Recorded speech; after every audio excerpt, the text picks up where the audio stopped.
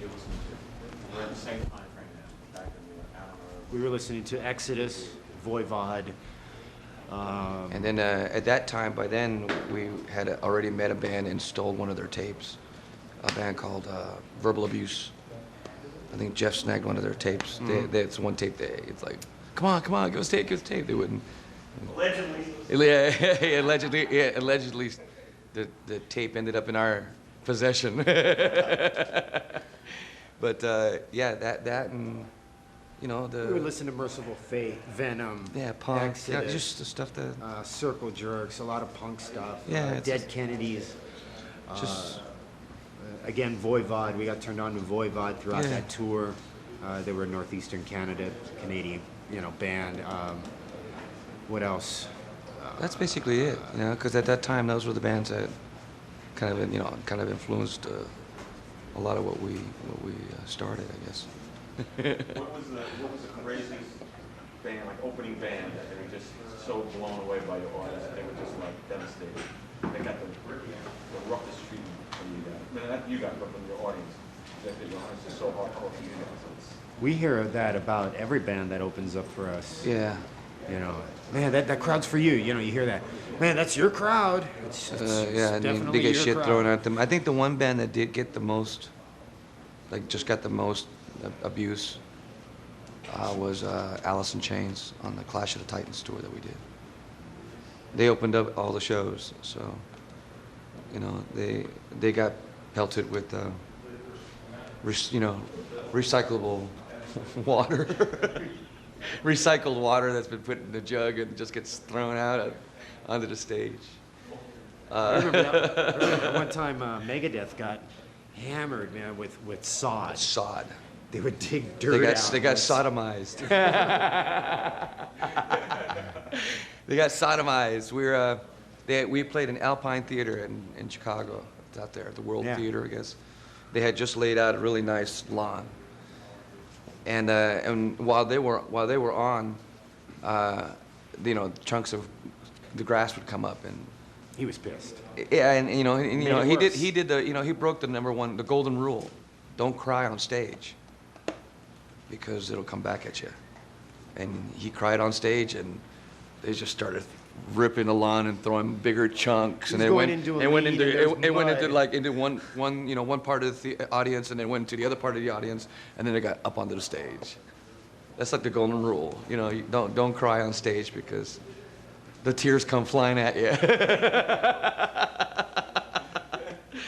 But yeah, he got pelted, and then we went on and nothing happened, which is kind of cool. I remember it was another show. We were at the theater in Madison Square Garden. Felt Forum. The Fat Forum with Danzig. Yeah, with Danzig. That was another throwing of. Yeah. Cushions And lighting them on fire at some point. Yeah. They were torching them and throwing them. Yeah. It was amazing. I remember Yeah. They had a line of seat cushions were flying over my drum kit like UFOs. Pew, pew, we had two flying. piles on each side of the stage. Then they had the police come in because the barricade came down. They had a whole line of cops, and they jumped off and picked everybody up. They fixed the barricade. This was before we went on. As Danzig was on, the barricade came down. Before we went on, they had all this line of cops. The beauty of it is that we didn't instigate anything. Yeah. we didn't do nothing about it. I mean, it's not like you said, "Come on, get Yeah, crazy." never The once. music spoke. And it's just, It's not like a Fred Durst type of thing. No. There's no. There's no need to say anything. The music says it, and they just do it. It's like they just go crazy and can't contain themselves. It's kind of like it's the same here. People ask, what's a big part of what you do? It's playing the music. It's a big part of what makes it enjoyable up there. Have you ever, just when thinking about the amount of chargebacks you've gotten from nights like that? yeah, I mean, there was one in particular. I forget. It was a really nice theater, and nice little rail going up the stairs. These nice old theaters that you play at, and the kids ripped the rail off. Why? It's just anger. They need something to hold on to while they're headbanging. Well, no, it wasn't the railing on a balcony. It was the railing on the staircase. Yeah. And they just ripped it off the wall. It's just amazing. Yeah, but we find this out after the fact, you know. And usually there's security people involved. And they're both at either end and no one sees anything. You know what I mean? So it's like, dude, you got pretty bad security and they can't tell you who did this. You know, it's pretty obvious that you're at one end of the hall, he's at the other. Nobody saw anything? Okay. Yeah, you know, with the kids, you know, it's like the music does it all, I guess. They just can't contain themselves and they get crazy. It's a good thing. The bands that we started with, there was only a selected few. You know what I mean? You know, and it's not a very big world. You know, the underground metal thing is kind of a small thing. And you know, and there aren't a lot of bands, a lot of successful bands, a lot of bands that, you know, I mean, to me there isn't a lot. There isn't, you know, so the community that you're involved with is kind of a small community. So you know everybody. You know what I mean? It's kind of a, you know, and that community is accepted, even though, you know, we're our own little entity at most times. It's pretty much accepted in the industry, the music industry. So when you meet someone, you know, who sells a little more or does business a little different than you do, you're pretty well accepted. Like So. during the Clash of the Titans tour, you know, that was pretty much the peak. What would you say? That's like 91. 91. Then it kind of went into this underground mode where metal was almost non-existent. You know, the hip hop crossover kind of thing took over,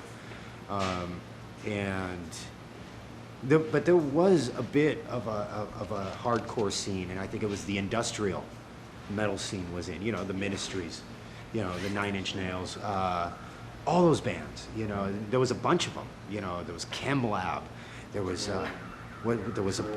pardon me? Yeah, Tool was, but like industrial. What I mean, like the techno crossover industrial scene.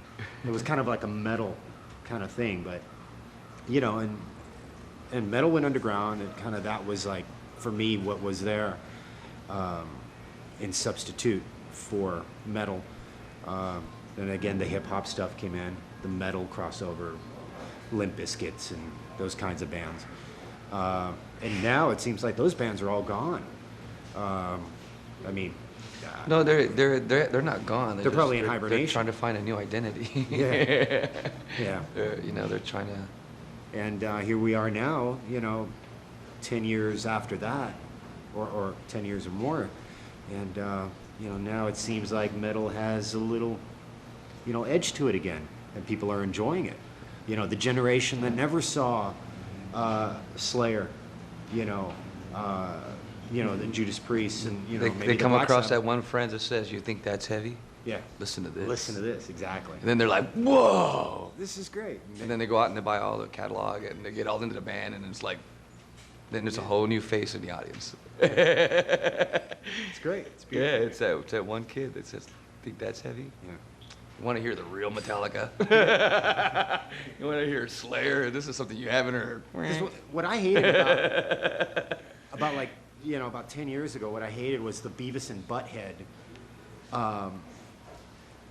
kind of metal thing, where they really made metal seem stupid, you know, to a sense. And all those movies that came out, you know, during that time, that kind of like had that metal attitude, you know, and it just really put a bad name onto this kind of music.